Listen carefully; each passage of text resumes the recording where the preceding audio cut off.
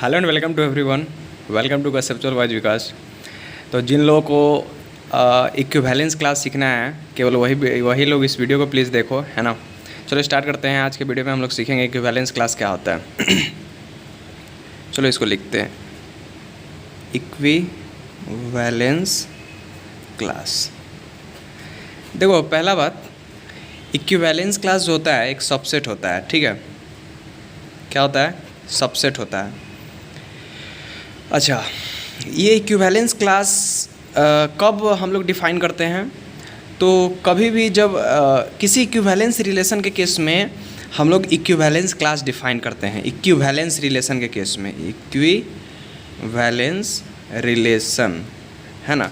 Equivalence relation के case में हम लोग क्या डिफ़ाइन करते हैं? Equivalence class. चलो एक एग्जांपल देखते हैं। जैसे मान लो हमारा एक ए रिलेशन है, ठीक है, सॉरी ए एक सेट है 1, 2, 3, 4, 5, ठीक। ये हमारा एक सेट हो गया, ठीक है। और मान लो एक रिलेशन है, ठीक है। एक रिलेशन दिया गया है ऐसे 1, 1, 1, 2, ठीक है। और चलो इसमें कुछ कम एलिमेंट रख लेते हैं, 4 ही रख लेते हैं, 1, 3, 1, 4 और ठीक है। इसी प्रकार 2, 1, 2, 2, 2, 3, 2, 4, ठीक है। और 3, 1, 3, 2, 3, 3, 4 और इसी प्रकार 4, 1 और 4, 2 और 4, 3 और 4, 4, ठीक है। ये हमारे पास एक रिलेशन हो गया, ठीक है। इतना बड़ा सा एक रिलेशन है, ठीक है। ये रिलेशन किस पे है? ये आर एक रिलेशन है किस पे? आर क्रॉस आर पे, ए क्रॉस ए पे, सॉरी ए क्रॉस ए पे एक रिलेशन है, ठीक है। आर एक रिलेशन है ए क्रॉस ए पे, ठीक। तो देखो पहले देखो आर हमारा एक रिलेशन है, ठीक है। किस पे? ए क्रॉस ए सेट पे, ठीक है। ए सेट पे रिलेशन है, यानी आर एक रिलेशन है ए क्रॉस ए पे। तो पहले चेक करते हैं ये इक्विवेलेंस रिलेशन है कि नहीं, ठीक है। जैसा कि हमने कहा इक्विवेलेंस क्लास अगर हमको चेक करना है, एक इक्विवेलेंस क्लास निकालना है, तो उसके लिए हम लोग को क्या चाहिए? इक्विवेलेंस रिलेशन चाहिए। तो देखो पहले हमारा एक रिलेशन जो सेट ए पे है वो इक्विवेलेंस रिलेशन है कि नहीं। तो इक्विवेलेंस रिलेशन के लिए हम लोग जानते हैं कि जो रिलेशन रिफ्लेक्सिव, सिमेट्रिक और ट्रांजिटिव होता है उससे हम लोग इक्विवेलेंस रिलेशन कहते हैं, ठीक है। तो अगर मैं जल्दी आपको बता दूं कि आपको आता ही होगा, लेकिन जिसको नहीं आता उसको देखो, रिफ्लेक्सिव रिलेशन क्या होता है? रिफ्लेक्सिव, है ना। रिफ्लेक्सिव रिलेशन कब कहेंगे? रिफ्लेक्सिव रिलेशन कब कहते हैं? कि जब कोई रिलेशन किसी सेट पर होता है और उस सेट में जितने भी एलिमेंट होते हैं, वो अगर अपने साथ रिलेशन बनाए हुए रहते हैं उस रिलेशन के अंदर, तो वो हमारा रिफ्लेक्सिव रिलेशन कहलाता है। जैसे देखो ये एक रिलेशन है जो ए सेट पे है, इसमें 4 एलिमेंट है, ए 1, 2, 3, 4। देखो तो क्या सभी एलिमेंट यानी 1, 2, 3, 4 क्या अपने साथ रिलेशन बनाए हुए हैं? चलो 1 के साथ देखते हैं, 1 को पहले देखते हैं। तो 1 अपने साथ एक बनाए हुए है, ठीक है। क्या 2, 2 के साथ बनाए हुए हैं? हाँ जी बनाए हुए हैं। 3, 3 के साथ बनाए हुए हैं, 4, 4 के साथ बनाए हुए हैं, ठीक है। यानी एक रिलेशन रिफ्लेक्सिव रिलेशन है। चलो भाई पहला तक ट्रू हो गया, रिफ्लेक्सिव हो गया। अब हमारा है symmetric relation, okay. Symmetric relation आप लोग जानते हो कि अगर ए का बी के साथ है तो बी का भी यह इम्प्लाइज करना चाहिए कि बी का भी ए के साथ रिलेशन होना चाहिए। तो चलो देखते हैं। तो आप लोग चेक करोगे तो पाओगे हाँ ये भी सेटिस्फाई कर रहा है। जैसे देखो इसमें 1, 1 है तो 1, 1 भी है, 1, 2 है तो 2, 1 भी है, ठीक है। 1, 3 है तो 3, 1 भी है। ऐसे आप चेक करोगे तो सबका एक जोड़ा मिल जाएगा। यानी ए का रिलेशन अगर बी के साथ हो तो बी का भी रिलेशन आपको इसमें ए के साथ मिल जाएगा, ठीक है। तो ये एक सिमेट्रिक रिलेशन भी है। चलो भाई, तो दूसरा कंडीशन में सेटिस्फाई हो गया, रिफ्लेक्सिव, सिमेट्रिक। और तीसरा अपना आता है ट्रांजिटिव रिलेशन, ठीक है।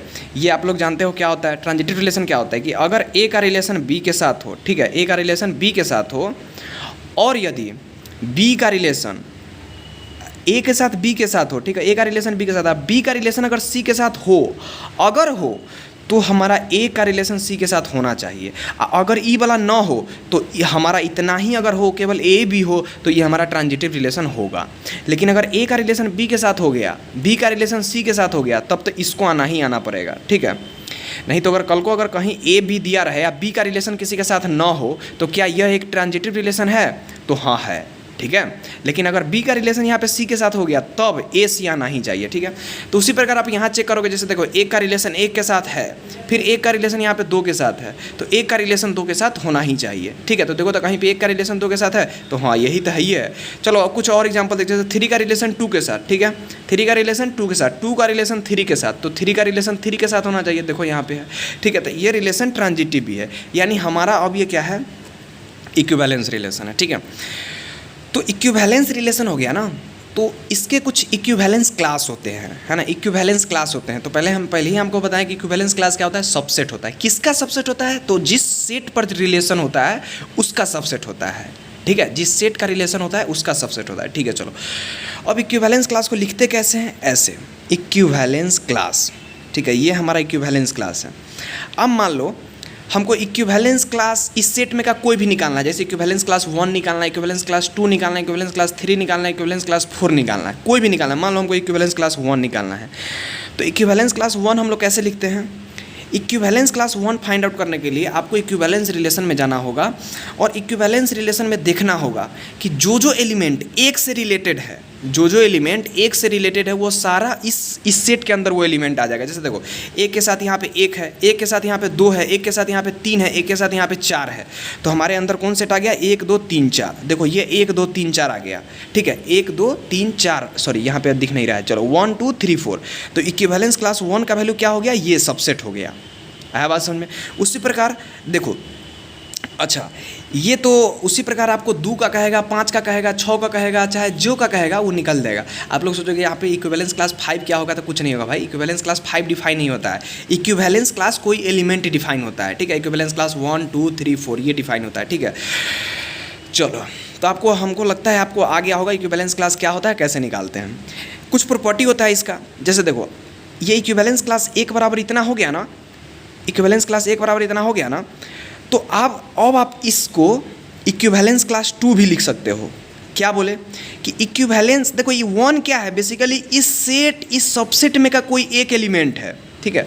तो आपको एक लिखने का मन है तो एक लिख दो, या फिर इस सेट में का कोई भी दूसरा एलिमेंट उठा सकते हो। इक्विवेलेंस क्लास 2 का भी वैल्यू 1 2 3 4 होगा, यहाँ से हम लोग पता है ये इक्विवेलेंस क्लास का प्रॉपर्टी होता है, ठीक है ना दोस्तों, ये इक्विवेलेंस क्लास का प्रॉपर्टी होता है। चलो इक्विवेलेंस क्लास 3 देखो तो सॉरी मतलब यहाँ पे E1 के जगह पे आप 3 भी लिख सकते हो। इक्विवेलेंस क्लास 3 बराबर 1 2 3 4। देखो अभी हम क्या कर रहे हैं, बेसिकली हम लोग इक्विवेलेंस क्लास के प्रॉपर्टी का यूज करके हम इक्विवेलेंस क्लास 2 निकाल पा रहे हैं, इक्विवेलेंस क्लास 3 निकाल पा रहे हैं, ठीक है। मान लो ये हमको नहीं रहता, इक्विवेलेंस क्लास 2 हमको निकालना रहता, तो हम लोग इक्विवेलेंस रिलेशन में देखते कि 2 से कौन कौन एलिमेंट रिलेटेड है, तो तब भी आप पाते कि आपको यही आंसर आ रहा है, ठीक है। तो उम्मीद है आपको इक्विवेलेंस क्लास का कॉन्सेप्ट पूरा अच्छा से क्लियर हो गया होगा। Thank you so much.